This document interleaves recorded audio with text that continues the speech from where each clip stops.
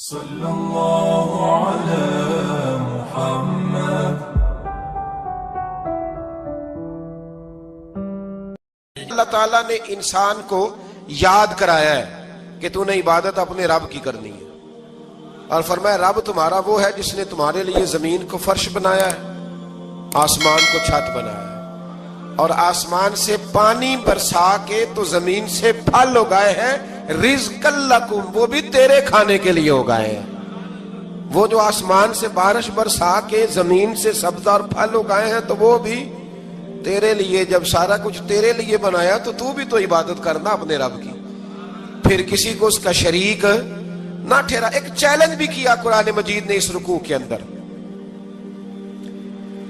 کہا کرتے تھے مکے کے لوگ کہ آپ قرآن مجید کی آیتیں نبی کریم علیہ السلام سے کہا کرتے تھے کہ معاذ اللہ آپ خود بناتے ہیں، بنا کے لاتے ہیں۔ تو اللہ کریم نے فرمایا وَإِن كُنتُمْ فِي رَيْبٍ مِّمَّا نَزَّلْنَا عَلَىٰ عَبْدِنَا فَأْتُوا بِسُورَةٍ مِّن مِّثْلِهِ، اگر تمہیں شک ہو نا اس میں جو ہم نے بندہ خاص پہ نازل کیا ہے تو تم بھی اس جیسی ایک صورت بنا کے لاؤ۔ پڑھے لکھے تو تم بھی ہو نا، مکے میں تم بھی رہتے ہو، تو ایک صورت بنا کے لاؤ۔ قرآن مجید ہم سے چھینا گیا ہے سازش کے تحت، اس لیے کہ جس قوم کو قرآن آ جاتا ہے نا پھر کوئی کافر اس کا مقابلہ نہیں کر سکتا۔ دیکھیں نا، اگر کافروں کے پاس جواب ہوتا قرآن پاک کا تو بدر اور احد میں نا کوئی آیت بنا کے لاتے، قرآن کے مقابلے کی تلواریں لے کے نہ آتے، ان کے پاس جواب ہی نہیں تھا۔ اور قیامت تک کسی کافر کے پاس قرآن مجید کا کوئی جواب، قرآن کا کوئی جواب، قسم اللہ کی جواب کوئی نہیں، قرآن کا اس کا کوئی جواب نہیں۔ کیا بات ہے قرآن پاک کی۔ وہ ایک دفعہ مسلمہ کذاب بے ایمان کہنے لگا میں نے بنا لیا ہے قرآن پاک کا جواب، معاذ اللہ۔ جواب کیا بنایا؟ وہ سورت ہے نا القاریۃ ما القاریۃ وما ادراک ما القاریۃ، کھڑکھڑانے والی کیا ہے، کھڑکھڑانے والی تمہیں کیا پتا کیا ہے کھڑکھڑی، قیامت کا ذکر ہے۔ کہنے لگا میں نے اس جیسی صورت بنا لیا، تو کیا بنایا؟ الفیل مل فیل وما ادراک ما الفیل۔ کہنے لگا ہاتھی، تمہیں کیا پتا کیا ہاتھی، تم کیا جانو کیا ہاتھی۔ تو پاس جو اس کے اپنے بیٹھے تھے نا چیلے، کہنے لگے چپ کر جا، سارے زمانے کو پتا ہے ہاتھی کیا ہوتا ہے۔ تو پاگل ہے، اس کے دو کان ہوتے ہیں، ایک سونڈ ہوتی ہے، چار اس کے پیر ہوتے ہیں۔ بیوقوف آدمی قرآن کا مقابلہ کرنا ہے تو کچھ چج کے ساتھ کر، پاگلوں کی طرح مقابلہ کرے گا، جوتے کھائے گا بھی ہمیں بھی پڑھوائے گا۔ تو قرآن مجید کا کوئی مقابلہ کر سکا؟ تو اس آیہ مبارکہ میں اللہ نے کافروں کو یہ کہا اگر مقابلہ نہیں کر سکتے تو پھر اللہ سے ڈرو، ورنہ دوزخ میں ڈالے جاؤ گے، وہ جس کا ایندھن آدمی اور پتھر ہے، اور بنائی بھی کافروں کے لیے گئی ہے۔ اعدت للکافرین، جہنم کس کے لیے بنائی گئی ہے؟ کافروں اور منافقوں کے لیے۔ مسلمانوں کے لیے بنائی گئی، مسلمان مرضی سے چھلانگے لگائیں تو ان کی موج ہے، ورنہ ان کے لیے جہنم، ان کے لیے اللہ نے جنت بنائی ہے۔ اور یہ بات کرتے ہی رب کریم نے فرمایا اے محبوب علیہ السلام، مومنوں کو خوشخبری دے دیں کہ اللہ نے ان کے لیے جنت بنائی ہے، اس میں باغات ہیں، انہیں رزق دیا جائے گا کھانے کے لیے، اور اس میں انہیں پاکیزہ بیویاں دی جائیں گی، اور پھر وہ اس میں ہمیشہ رہیں گے، انہیں اس سے نکالا نہیں جائے گا۔ آگے جو آیات کریمہ ہے نا اس کے اندر اللہ تبارک و تعالیٰ نے فرمایا ہے کہ اللہ حیا نہیں کرتا سمجھانے کے لیے مچھر کی مثال بھی دینی پڑے۔ فرمایا قرآن سے کچھ لوگ ہدایت حاصل کرتے ہیں اور کچھ گمراہ ہو جاتے ہیں۔ جب لوگ اپنی مرضی کی تشریحات چاہتے ہیں تو گمراہ ہوتے ہیں، اور جب قرآن کو رسول اللہ صلی اللہ علیہ وسلم اور امت مسلمہ کی تشریحات کی روشنی میں سمجھتے ہیں تو پھر اللہ ہدایت عطا فرماتا ہے۔ پھر اللہ تبارک و تعالیٰ نے آگے ارشاد فرمایا حضرت آدم کی پیدائش کا واقعہ۔ مفسرین نے لکھا اللہ نے مشورہ کیا تھا فرشتوں سے، وَإِذْ قَالَ رَبُّكَ لِلْمَلَائِكَةِ إِنِّي جَاعِلٌ فِي الْأَرْضِ خَلِيفَةً، لیکن کچھ مفسرین کہتے ہیں کہ اللہ کو ضرورت نہیں فرشتوں سے مشورہ کرنے کی، اللہ نے فرشتوں سے مشورہ نہیں کیا، بلکہ رب نے انہیں آگاہ فرمایا تھا کہ میں لگا ہوں زمین پہ اپنا نائب بنانے، میں خلافت دینے لگا ہوں زمین پہ۔ اب یہ تو دینے والی کی مرضی ہے نا اس نے کس کو دینی ہے، یہ تو دینے والے کی مرضی ہے نا اس نے۔ تو کچھ لوگ کہتے ہیں کہ دینے والے سے زیادہ ہمیں پتہ ہے، تو فرشتوں کو بھی یہ اجتہادی خطا ہو گئی، کہنے لگے یا اللہ اسے نہ بنانا، یہ فساد کرے گا، یہ خون ریزیاں کرے گا۔ تو اللہ نے فرمایا جو میں جانتا ہوں وہ تم، اللہ اکبر، امام راضی فرماتے جب رمضان آتا ہے تو اللہ فرشتوں سے کہتا ہے ذرا یہ کھول کے دروازے دیکھو نا یہ زمین پہ کیا کر رہے ہیں. تم تو کہتے تھے فساد کریں گے اور یہ سارے تراویحاں پڑھ رہے ہیں. تم تو گویا کہتے تھے فساد کریں گے اور یہ تو دیکھو گویا رمضان کے روزے رکھ رہے ہیں. یہ تو میری یاد میں نکلے ہوئے. تم کچھ کہتے تھے اور دیکھو میں نے تمہیں کہا تھا نا جو میں جانتا ہوں وہ تم. اللہ نے پھر حضرت آدم علیہ السلام کو تمام زمانے کے علوم عطا کیے, علم سکھا لیا. تو فرشتوں سے کہا تم بھی ان چیزوں کے نام بتاؤ, تو وہ بتا سکے نہیں. اللہ نے فرمایا اب اس طرح کرو, آدم کو سجدہ کرو. سب نے سجدہ کیا سوائے وہ. کہنے لگا یا اللہ صرف تجھے ہی کرنا ہے. کرنا بھی صرف اللہ کو چاہیے, پر رب کے آگے بھی جھکنا چاہیے, اور جس کے سامنے رب جھکائے نا وہاں بھی. اور یہ جو عاجزی ہے نا, یہ جو جھکنا ہے, یہ علم کے آگے ہے. ہماری مصیبت یہ ہے کہ ہم علم کے آگے بھی گردن جھکانے کو تیار نہیں ہوتے, وہاں بھی ہم خود عالم فاضل بن جاتے. تو فرمایا کہ سب سے کہا سجدہ کرو. سب نے سجدہ کیا سوائے ابلیس کے. تو پھر ہوا کیا وکان من الکافرین, وہ کافروں میں سے ہو گیا. پھر اللہ نے حضرت آدم کو اور جناب حوا کو نا مقام دے دیا جنت میں رہنے کے لیے, اور کہا سارا کچھ کھانا, درخت کے قریب نہ جانا. ابھی آپ کسی سے کہہ دیں تھوڑا سا کہ پیچھے نہ دیکھنا, یعنی اگر میری سمجھ لیں ادب کی وجہ سے کوئی 1.5-2 منٹ یا 6 منٹ نہیں بھی نہ دیکھے گا تو سوچے گا ضرور کہ پتہ نہیں اب پیچھے کیا ہے, مصیبت کیا ہے. یعنی آپ کہہ کے دیکھ لیں کسی کو, پیچھے نہ دیکھنا. فطرت ہے نا انسان کی, وہ جستجو کرتا ہے. کہا اس درخت کے پاس نہ جانا. تو حضرت حوا سلام اللہ علیہا کہتے ہیں دل میں خیال رہتا تھا کہ آخر ہے کیا درخت کے پاس. یہی انسان کا عقیدہ توحید ہے کہ جہاں سے رب منع کر دے وہاں وہ منع ہو جائے. اور یہ ان کی خطا نہیں تھی, یہ اللہ کی حکمت تھی, چونکہ رب نے تو پہلے کہہ دیا تھا بنایا ہی زمین کے لیے, تو یہ تو سارا کچھ ہونا تھا تو زمین پہ آنا تھا نا. تو حضرت حوا اور جناب آدم کے پاس شیطان آیا. اب اس کو نکال تو دیا تھا پر ابھی اس کا جنت میں آنا جانا بند نہیں ہوا تھا, یہ بھی اللہ کی حکمت تھی. تو وہ کہنے لگا تمہیں پتہ ہے بعد میں مر جاؤ گے. تو حضرت حوا کہنے لگی کیا موت بھی آئے گی؟ کہاں, اس کی تکلیف بھی بڑی ہوگی, تو پھر بچیں گے کیسے؟ تو کہنے لگے پھل کھا لو اس درخت کا. تو بچنے کے لیے پھل کھایا تھا. اس طرح لوگ آج بہت سارے کام بچنے کے لیے کرتے ہیں پر بچ سکتے, بچنے کے لیے پھل کھایا. تو اللہ نے فرمایا زمین پہ چلے جاؤ. تو حضرت آدم زمین پہ آئے, پھر کئی 100 سال روتے رہے. فتلقى آدم من ربہ کلمات, تو پھر اللہ نے خود ہی جناب آدم کو کچھ کلمے سکھائے. علامہ اسماعیل حقی فرماتے ہیں وہ کلمے یہ تھے کہ حضرت آدم نے میرے نبی کا وسیلہ پیش کیا, اللہ کریم نے جناب آدم کی دعا کو مقبول فرما لیا. پھر آگے بنی اسرائیل کا ذکر آ جاتا ہے. اللہ تعالیٰ نے بنی اسرائیل, آج آپ اسی قوم کو یہودی کہتے ہیں, ان کو اللہ نے اس زمانے میں فضیلت عطا کی تھی بہت زیادہ. تو عرب کے اندر جب نبی پاک علیہ السلام نے اعلان نبوت کیا تو کچھ لوگوں نے یہ کہہ دیا کہ اگر یہ یہودی کلمہ پڑھ لیں گے تو ہم بھی پڑھ لیں گے. تو پھر اللہ نے انہیں یاد کرایا کہ تم اصل میں کیا ہو, تمہیں کلمہ پڑھنا چاہیے. تو اہل یہود کا تذکرہ کرتے کرتے رب کریم نے ایک بات یہ بھی ارشاد فرمائی کہ تم لوگوں کو تو کہتے رہے ہو کہ وہ نبی آنے والے ہیں, وہ نبی آنے والے ہیں, اور جب آ گئے ہیں تو ماننے کو تیار نہیں ہو. تو فرمایا تأمرون الناس بالبر وتنسون انفسکم وانتم تتلون الکتاب, لوگوں کو بھلائی کا حکم دیتے ہو اور اپنے آپ کو بھول جاتے ہو. افلا تعقلون, تمہیں عقل نہیں؟ پھر اللہ نے انہیں یہ بھی یاد کرایا کہ یاد کرو وہ زمانہ کہ جب فرعون نے خواب دیکھ لیا تھا کہ کوئی بچہ اس کی سلطنت کو تباہ کرے گا, تو پھر اس نے تمہارے بچوں کو ذبح کرانا شروع کیا اور تمہاری بیٹیوں کو چھوڑتا تھا.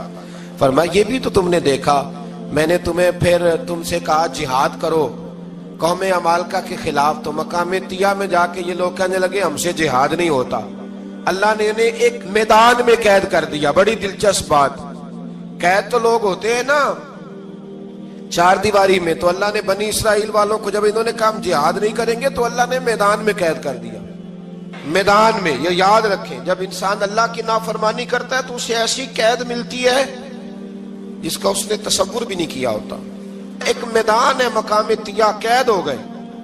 سارا دن سفر کرتے تھے, سارا دن, تو رات کو تھک کے سوتے تھے, صبح اٹھتے تھے نا جب, تو وہیں ہوتے تھے جہاں کل صبح چلے تھے. تو رب جب کسی کو قیدی بناتا ہے تو اسے زنجیروں کی سلاخوں کی ضرورت، دعا فرمائے اللہ تبارک و تعالی غموں سے نجات عطا فرمائے، یہ دعا فرمائے۔ ایسی قید دیتا ہے کہ جس سے پھر چھٹکارا ہو سکتا۔ تو بنی اسرائیل کا بہت زیادہ تذکرہ اس بارے میں اللہ تبارک و تعالی نے پھر بیان کیا، اور پھر کہا کہ انہیں جو حکم دیا جاتا تھا یہ اس کی سرتابی کرتے تھے، پھر اللہ نے ان پر ذلت نازل کر دی اور یہ ہمیشہ اس کا شکار رہیں۔ قوم سبت کا ذکر فرمایا اللہ نے، ہفتے والے دن کچھ لوگ نافرمانی کرتے تھے۔ ہمارے بھی ہیلے بہانے ہیں نا آج کل کاروبار میں، تو اسی سپارے کی آیت نمبر 65 کے اندر اللہ تعالیٰ نے حضرت داؤد کی قوم کا ذکر کیا کہ اللہ نے انہیں حکم دیا تھا کہ ہفتے والے دن مچھلیاں نہیں پکڑنی، تو وہ کہتے تھے چلو ہاتھ لگا کے نہیں پکڑنی، ہاتھ لگا کے۔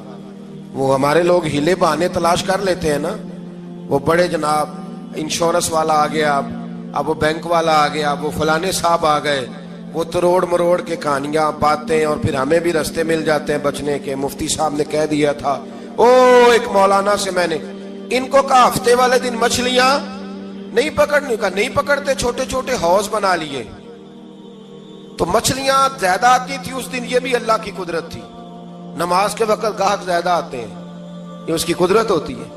تو وہ مچھلیاں حوض میں جمع ہو جاتی، یوں سمجھ لیں کہ جال انہوں نے لگا لیے ہوئے تھے، تو جال میں وہ پھنستی رہتی تھی، حوضوں میں آتی رہتی تھی۔ ہفتے کو نہیں پکڑتے تھے، اتوار کو پکڑ لیتے تھے، تو پھر اللہ نے انہیں سزا دی۔ فرمایا تماشے کرتے ہو اللہ کے حکم کے ساتھ، کیا سزا دی؟ فَقُلْنَا لَهُمْ كُونُوا قِرَادَةً خَاسِئِينَ، فرمایا بندر بن جاؤ دھتکارے ہوئے۔ جو رزق حرام طریقے سے کماتے تھے رب انہیں بندر بنا دیتا تھا۔ ابھی بھی میں نے دیکھے ہیں بڑے بڑے تاجر پاگلوں جیسی زندگی گزار رہے ہیں، نفسیاتی طور پہ سکون نہیں ہے، کروڑوں روپیہ پڑا ہے۔ کیوں؟ اس لیے کہ رب کے بتائے ہوئے طریقے کے مطابق تجارت نہیں کرتے۔ آگے ایک اور دلچسپ بات آ گئی، بنی اسرائیل کے اندر نا ایک شخص نے اپنے چچا کو قتل کر دیا جائیداد کے لیے۔ یہ دیکھیں کب سے لوگ جائیداد کے لیے قتل کرتے آ رہے ہیں۔ چچا کو قتل کر دیا، اور قتل کر کے حضرت موسیٰ علیہ السلام کے پاس آئے کہ میرے چچا کو کسی نے قتل کر دیا ہے، تو بتائیں کیا کرنا ہے؟ تو آپ نے فرمایا کہ گائے ذبح کرو، اور اس کا ایک ٹکڑا مقتول کو مارو، مرنے والے کو، وہ خود اٹھ کے بتا دے گا مجھے کس نے قتل کیا ہے۔ اب ارادہ نہیں تھا گائے ذبح کرنے کا تو بہانے کرنے لگے۔ ارادہ نہیں نہ ہوتا تو پھر کیا ہوتے ہیں؟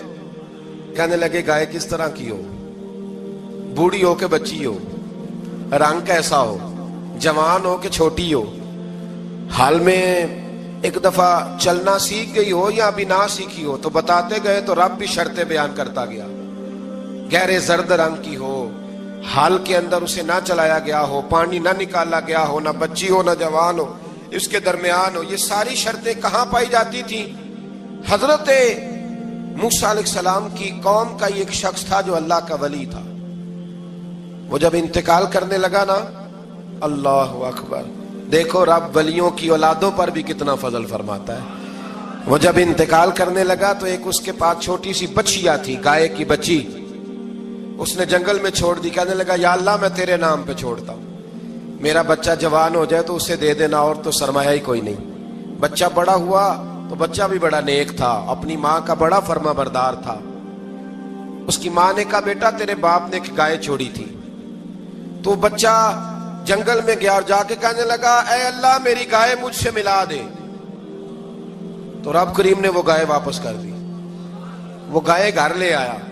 اب وہ کہنے لگا اماں بیچ دوں، تو اماں کہنے لگی بیٹا میرے پوچھے بغیر نہ بیچنا۔ کئی دفعہ گاہک لگے پر اس نے کہا جب تک میری اماں نہ کہے گی میں بیچوں گا۔ ادھر بنی اسرائیل والے شرطیں جتنی گائے کے بارے میں پوچھ چکے تھے وہ ساری اسی گائے میں پائی جاتی تھی۔ تو یہ ڈھونڈتے ڈھونڈتے وہاں پہنچ گئے، تو کہنے لگے گائے چاہیے۔ تو اس نے کہا بھی تمہاری مرضی سے نہیں، قیمت میری مرضی کی۔ ایک مفسر نے تو یہاں تک لکھا ہے کہ اس نے کہا گائے ذبح کر کے نا، تو جتنا گائے کے اندر گوشت ہوگا نا اتنا ہی کھال کے اندر تو مجھے مال بھر کے دو گے، اتنے سکے بھر کے دو گے، اتنی اشرفیاں بھر کے دو گے تو پھر تمہیں گائے دوں گا۔ تو پھر یہ گائے انہیں ملی اور یہ گائے لے کر کے آئے۔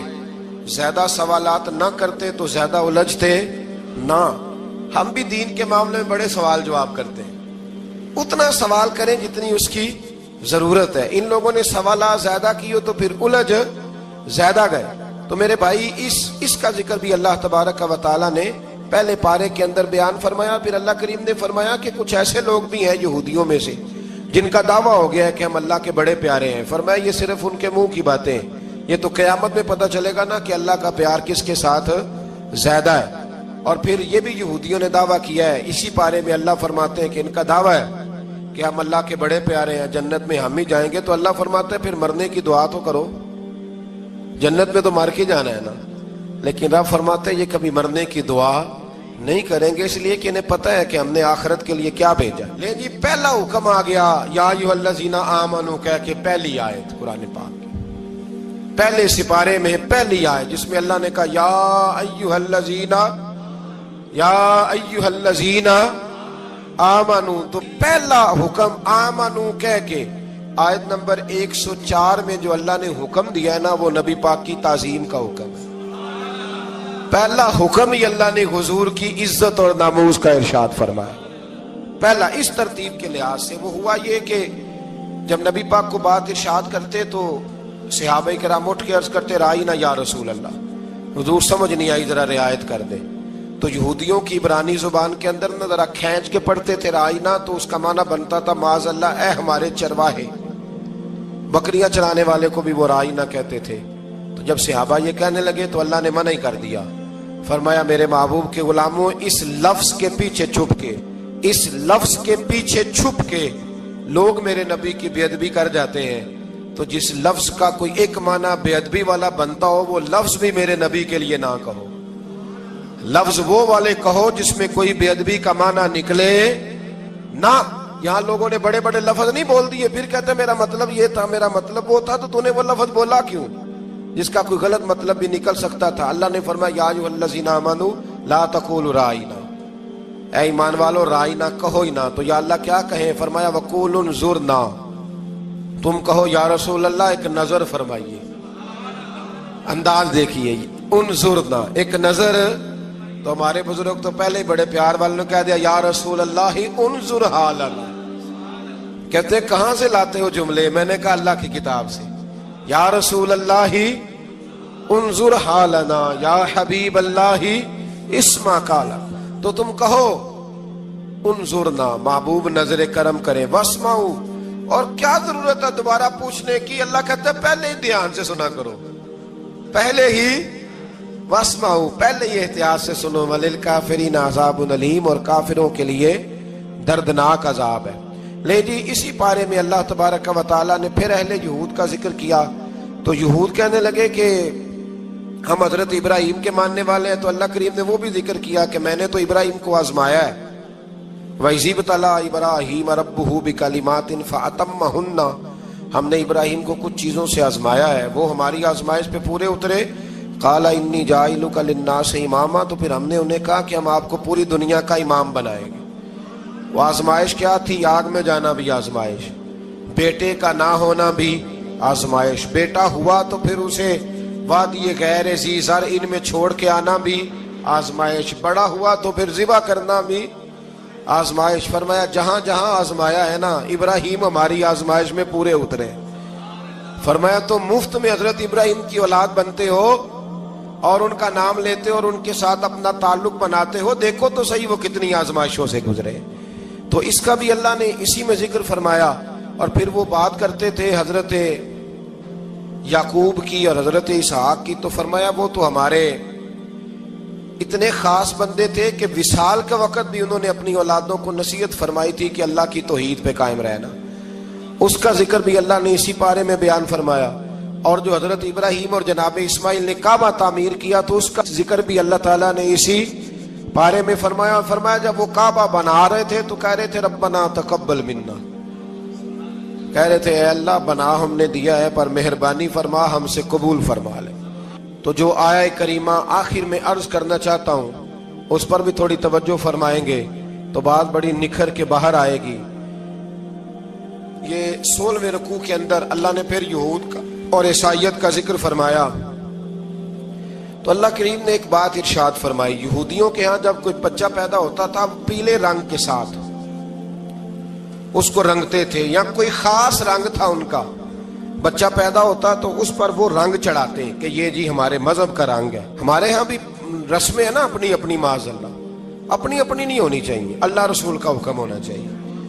تو یہودیوں کے ہاں بچہ پیدا ہوتا تو ایک خاص رنگ چڑھاتے، عیسائیوں کے ہاں پیدا ہوتا تو وہ بھی ایک خاص رنگ چڑھاتے. تو مسلمانوں کے ہاں بچے پیدا ہوئے تو انہوں نے بھی توجہ کی کہ یہ کیا ہو رہا ہے، تو رب کریم نے فرمایا صبغۃ اللہ، رنگ اللہ کا ہی ہے. ومن احسن من اللہ صبغہ، اور فرمایا اللہ کے رنگ سے زیادہ خوبصورت کس کا رنگ ہو سکتا ہے. اللہ کا رنگ کیا ہے؟ لا الہ الا اللہ محمد الرسول اللہ صلی اللہ علیہ. فرمایا نیلے پیلے کالے رنگ نہ چڑھاؤ، اپنے ذہن پر توحید و رسالت کا رنگ چڑھاؤ. یہ سب سے بہترین رنگ ہے. اگر تمہارے ذہنوں پر رب رسول کی توحید کا رنگ چڑھ گیا تو یہ وہ والا رنگ ہے، پھر تمہیں کسی اور رنگ کی طرف جانے کی ضرورت نہیں پڑے گی.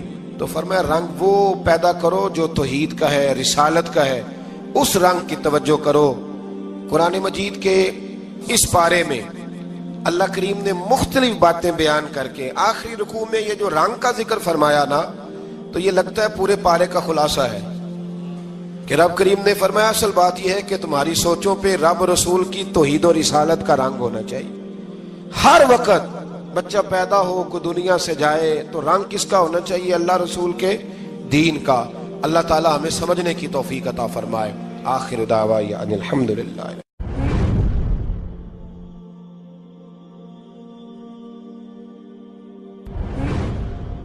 اللہ تعالیٰ نے انسان کو یاد کرایا ہے کہ تو نے عبادت اپنے رب کی کرنی ہے، اور فرمایا رب تمہارا وہ ہے جس نے تمہارے لیے زمین کو فرش بنایا ہے، آسمان کو چھت بنایا ہے، اور آسمان سے پانی برسا کے تو زمین سے پھل اگائے ہیں رزقا لکم، وہ بھی تیرے کھانے کے لیے اگائے ہیں. وہ جو آسمان سے بارش برسا کے زمین سے سبز اور پھل اگائے ہیں تو وہ بھی تیرے لیے. جب سارا کچھ تیرے لیے بنایا تو بھی تو عبادت کرنا اپنے رب کی، پھر کسی کو اس کا شریک نہ ٹھہرا. ایک چیلنج بھی کیا قرآن مجید نے اس رکوع کے اندر. کہا کرتے تھے مکے کے لوگ کہ آپ قرآن مجید کی آیتیں نبی کریم علیہ السلام سے کہا کرتے تھے کہ معاذ اللہ آپ خود بناتے ہیں، بنا کے لاتے ہیں. تو اللہ کریم نے فرمایا وَإِن كُنتُمْ فِي رَيْبٍ مِّمَّا نَزَّلْنَا عَلَىٰ عَبْدِنَا فَأْتُوا بِسُورَةٍ مِّن مِّثْلِهِ، اگر تمہیں شک ہو نا اس میں جو ہم نے بندہ خاص پہ نازل کیا ہے تو تم بھی اس جیسی ایک صورت بنا کے لاؤ. پڑھے لکھے تو تم بھی ہو نا، مکے میں تم بھی رہتے ہو، تو ایک صورت بنا کے لاؤ. قرآن مجید ہم سے چھینا گیا ہے سازش کے تحت، اس لیے کہ جس قوم کو قرآن آ جاتا ہے نا پھر کوئی کافر اس کا مقابلہ نہیں کر سکتا. دیکھیں نا اگر کافروں کے پاس جواب ہوتا قرآن پاک کا تو بدر اور احد میں نا کوئی آیت بنا کے لاتے قرآن کے مقابلے کی، تلواریں لے کے نہ آتے.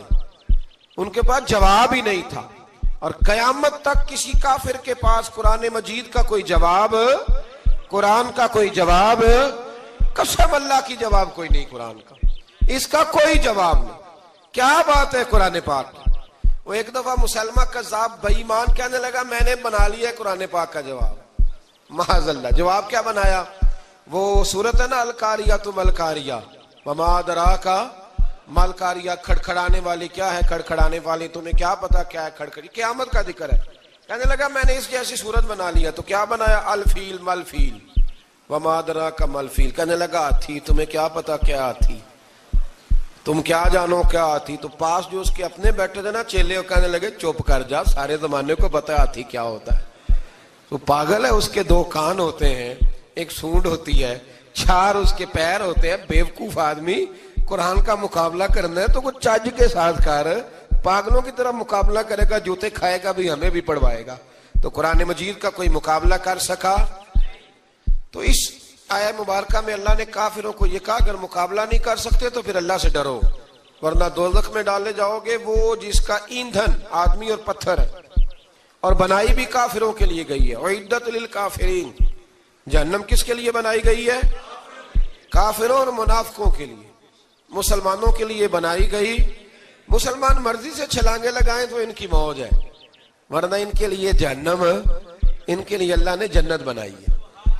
اور یہ بات کرتے ہی رب کریم نے فرمایا اے محبوب علیہ الصلوۃ والسلام مومنوں کو خوشخبری دے دیں کہ اللہ نے ان کے لیے جنت بنائی ہے، اس میں باغات ہیں، انہیں رزق دیا جائے گا کھانے کے لیے، اور اس میں انہیں پاکیزہ بیویاں دی جائیں گی، اور پھر وہ اس میں ہمیشہ رہیں گے، انہیں اس سے نکالا نہیں جائے گا۔ آگے جو آیات کریمہ ہے نا، اس کے اندر اللہ تبارک و تعالیٰ نے فرمایا ہے کہ اللہ حیا نہیں کرتا سمجھانے کے لیے مچھر کی مثال بھی دینی پڑے۔ فرمایا قرآن سے کچھ لوگ ہدایت حاصل کرتے ہیں اور کچھ گمراہ ہو جاتے ہیں۔ جب لوگ اپنی مرضی کی تشریحات چاہتے ہیں تو گمراہ ہوتے ہیں، اور جب قرآن کو رسول اللہ صلی اللہ علیہ وسلم اور امت مسلمہ کی تشریحات کی روشنی میں سمجھتے ہیں تو پھر اللہ ہدایت عطا فرماتا ہے۔ پھر اللہ تبارک و تعالیٰ نے آگے ارشاد فرمایا حضرت آدم کی پیدائش کا واقعہ۔ کچھ مفسرین نے لکھا اللہ نے مشورہ کیا تھا فرشتوں سے، وَإِذْ قَالَ رَبُّكَ لِلْمَلَائِكَةِ إِنِّي جَاعِلٌ فِي الْأَرْضِ خَلِيفَةً، لیکن کچھ مفسرین کہتے ہیں کہ اللہ کو ضرورت نہیں فرشتوں سے مشورہ کرنے کی، اللہ نے فرشتوں سے مشورہ نہیں کیا، بلکہ رب نے انہیں آگاہ فرمایا تھا کہ میں لگا ہوں زمین پہ اپنا نائب بنانے، میں خلافت دینے لگا ہوں زمین پہ۔ اب یہ تو دینے والی کی مرضی ہے نا اس نے کس کو دینی ہے، یہ تو دینے والے کی مرضی ہے نا اس نے۔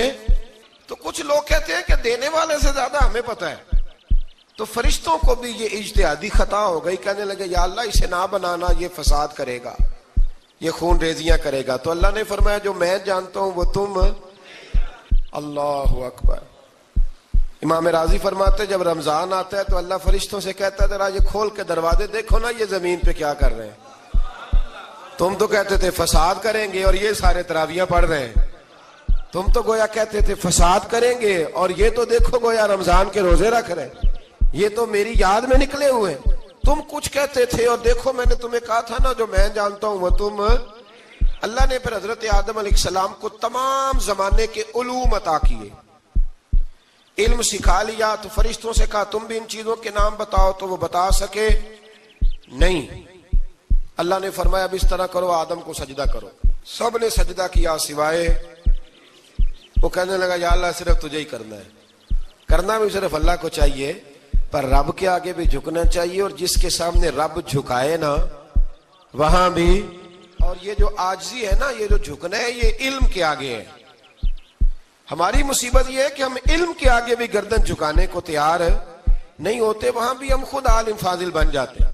تو فرمایا کہ سب سے کہا سجدہ کرو، سب نے سجدہ کیا سوائے ابلیس کے، تو پھر ہوا کیا وَكَانَ مِنَ الْكَافِرِينَ، وہ کافروں میں سے ہو گیا۔ پھر اللہ نے حضرت آدم کو اور جناب حوا کو نا مقام دے دیا جنت میں رہنے کے لیے، اور کہا سارا کچھ کھانا، درخت کے قریب نہ جانا۔ ابھی آپ کسی سے کہہ دیں تھوڑا سا کہ پیچھے نہ دیکھنا، یعنی اگر میری سمجھ لیں ادب کی وجہ سے کوئی 1.5-2 منٹ یا 6 منٹ نہیں بھی نہ دیکھے گا تو سوچے گا ضرور کہ پتہ نہیں اب پیچھے کیا ہے، مصیبت کیا ہے۔ یعنی آپ کہہ کے دیکھ لیں کسی کو، پیچھے نہ دیکھنا، فطرت ہے نا انسان کی، وہ جستجو کرتا ہے، کہا اس درخت کے پاس نہ جانا۔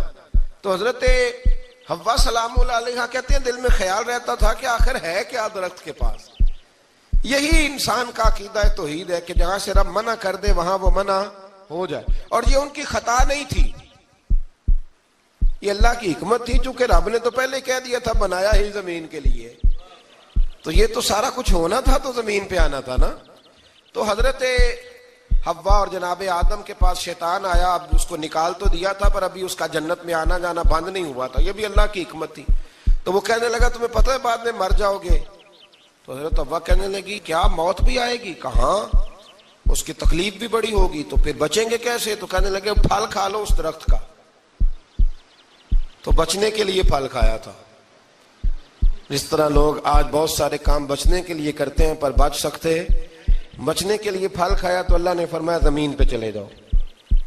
تو حضرت آدم زمین پہ آئے، پھر کئی 100 سال روتے رہے، فَتَلَقَّى آدَمُ مِن رَبِّهِ کَلِمَاتٍ، تو پھر اللہ نے خود ہی جناب آدم کو کچھ کلمے سکھائے۔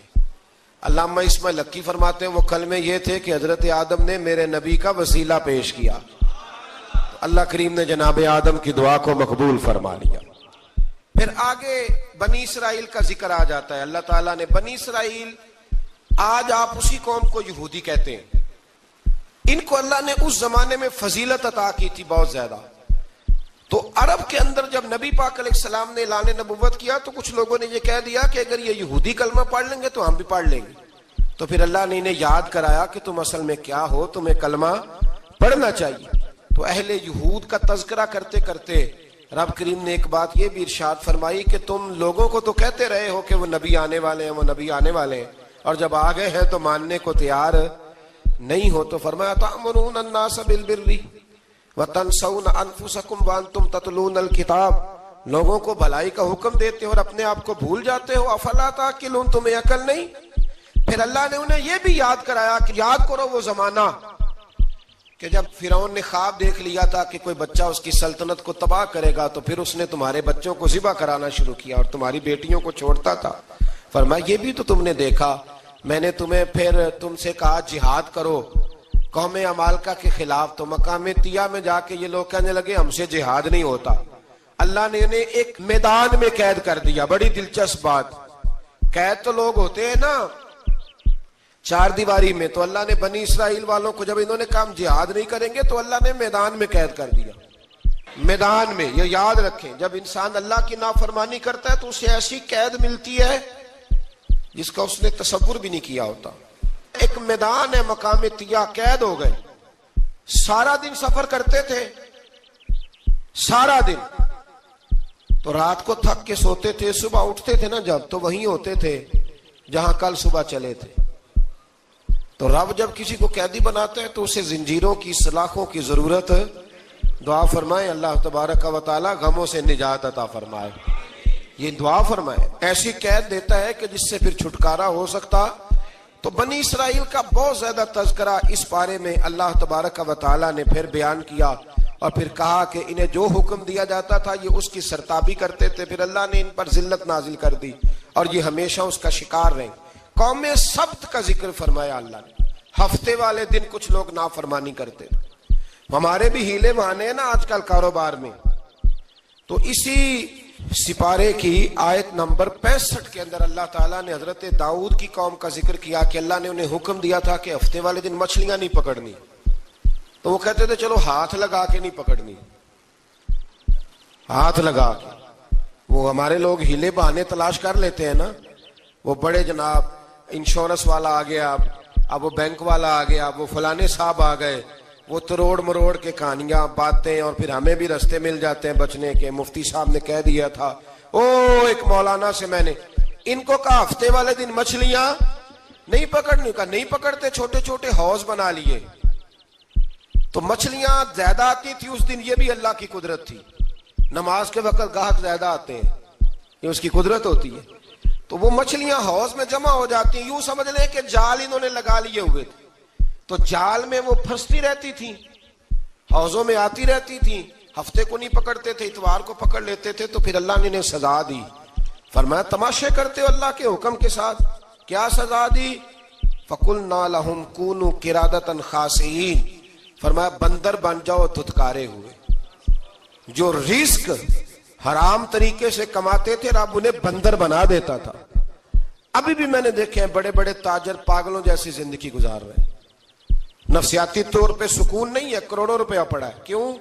اس لیے کہ رب کے بتائے ہوئے طریقے کے مطابق تجارت نہیں کرتے. آگے ایک اور دلچسپ بات آ گئی. بنی اسرائیل کے اندر نا ایک شخص نے اپنے چچا کو قتل کر دیا جائیداد کے لیے. یہ دیکھیں کب سے لوگ جائیداد کے لیے قتل کرتے آ رہے ہیں.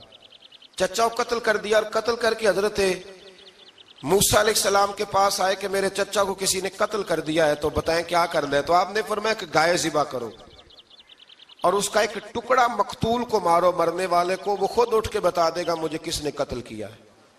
اب ارادہ نہیں تھا گائے ذبح کرنے کا تو بہانے کرنے لگے. ارادہ نہیں نہ ہوتا تو پھر کیا ہوتے ہیں, کہنے لگے گائے کس طرح کی ہو, بوڑھی ہو کہ بچی ہو, رنگ کیسا ہو, جوان ہو کہ چھوٹی ہو, حال میں ایک دفعہ چلنا سیکھ گئی ہو یا ابھی نہ سیکھی ہو. تو بتاتے گئے تو رب بھی شرطیں بیان کرتا گیا.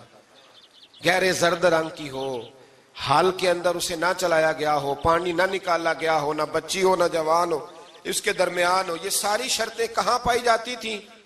حضرت موسیٰ علیہ السلام کی قوم کا ایک شخص تھا جو اللہ کا ولی تھا.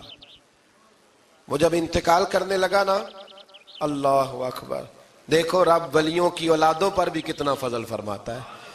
وہ جب انتقال کرنے لگا تو ایک اس کے پاس چھوٹی سی بچیا تھی، گائے کی بچی، اس نے جنگل میں چھوڑ دی. کہنے لگا یا اللہ میں تیرے نام پہ چھوڑتا ہوں، میرا بچہ جوان ہو جائے تو اسے دے دینا، اور تو سرمایہ ہی کوئی نہیں. بچہ بڑا ہوا تو بچہ بھی بڑا نیک تھا، اپنی ماں کا بڑا فرما بردار تھا. اس کی ماں نے کہا بیٹا تیرے باپ نے ایک گائے چھوڑی تھی. تو بچہ جنگل میں گیا اور جا کے کہنے لگا اے اللہ میری گائے مجھ سے ملا دے. تو رب کریم نے وہ گائے واپس کر دی. وہ گائے گھر لے آیا. اب وہ کہنے لگا اماں بیچ دوں، تو اماں کہنے لگی بیٹا میرے پوچھے بغیر نہ بیچنا. کئی دفعہ گاہک لگے پر اس نے کہا جب تک میری اماں نہ کہے گی میں بیچوں گا. ادھر بنی اسرائیل والے شرطیں جتنی گائے کے بارے میں پوچھ چکے تھے وہ ساری اسی گائے میں پائی جاتی تھی. تو یہ ڈھونڈتے ڈھونڈتے وہاں پہنچ گئے تو کہنے لگے گائے چاہیے. تو اس نے کہا بھی تمہاری مرضی سے نہیں، قیمت میری مرضی کی.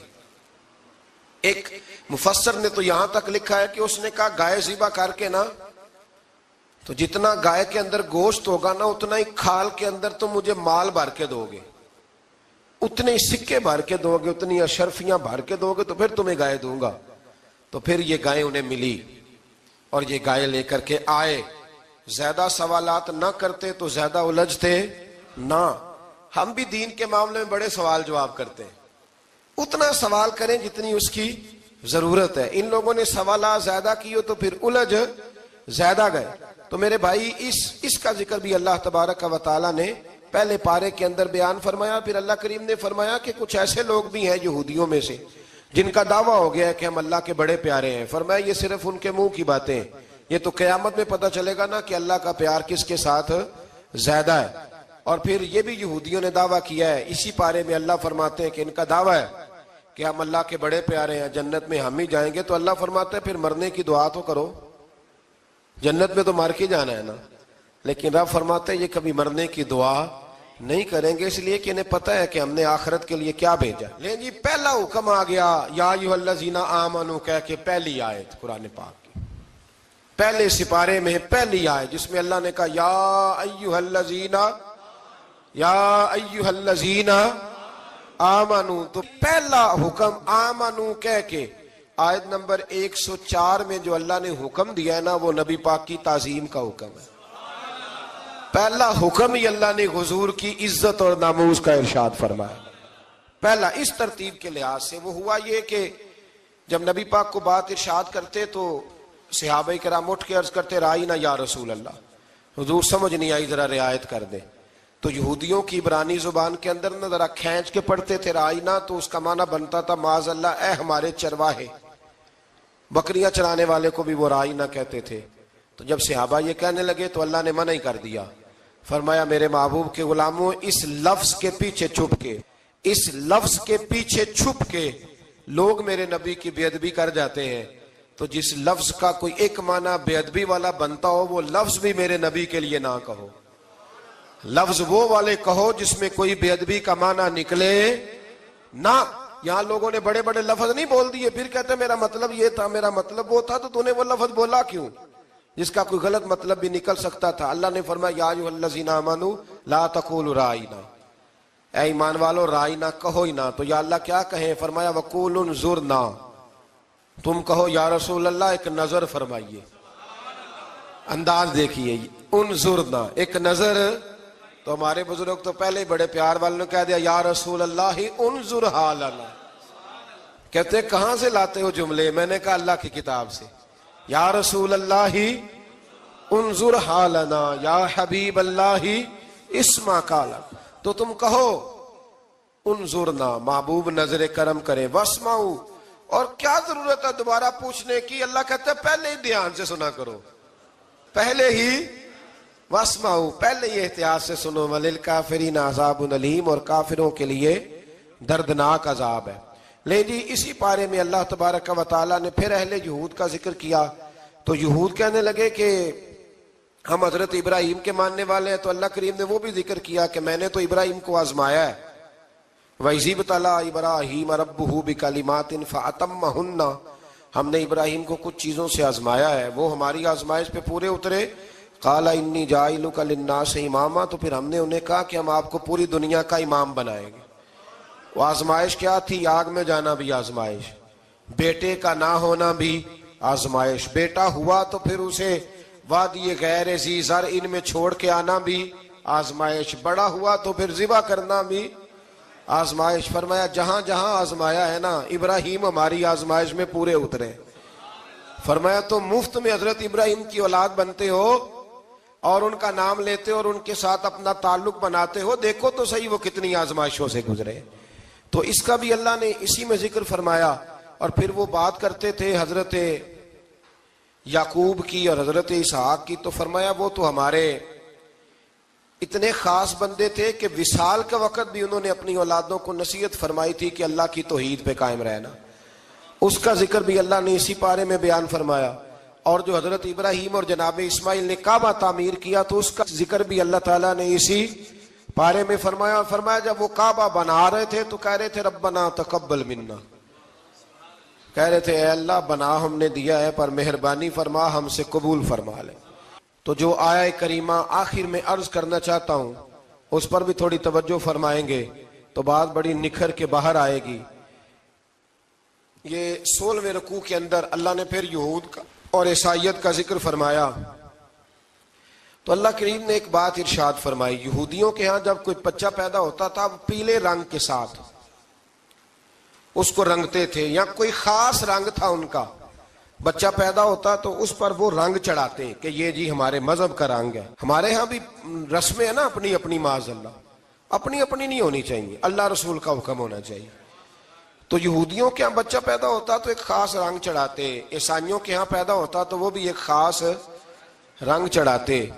تو مسلمانوں کے ہاں بچے پیدا ہوئے تو انہوں نے بھی توجہ کی کہ یہ کیا ہو رہا ہے، تو رب کریم نے فرمایا صبغۃ اللہ، رنگ اللہ کا ہی ہے۔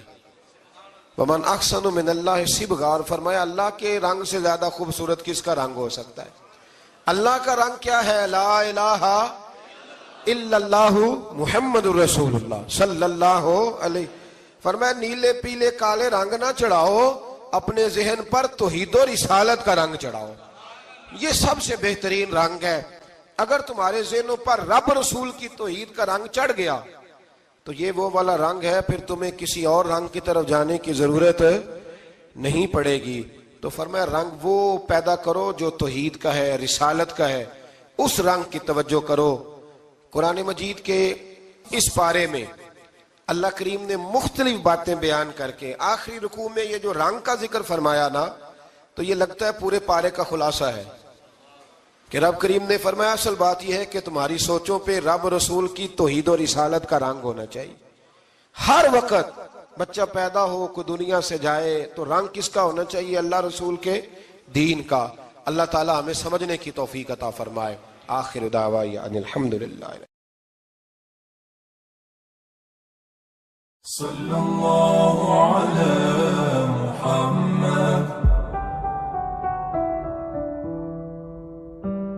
چنگا لگدا ہے علی والا، سونا لگدا ہے علی والا، سونا لگدا ہے علی والا، چنگا لگدا ہے علی والا، علی والا والا علی والا، چنگا لگدا ہے علی والا، سونا لگدا ہے علی والا۔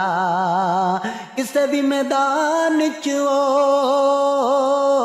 کسے بھی میدان چو، سن لے سن لے سن لے، نہیں پجدا علی والا، نہیں پجدا علی والا۔ صلی اللہ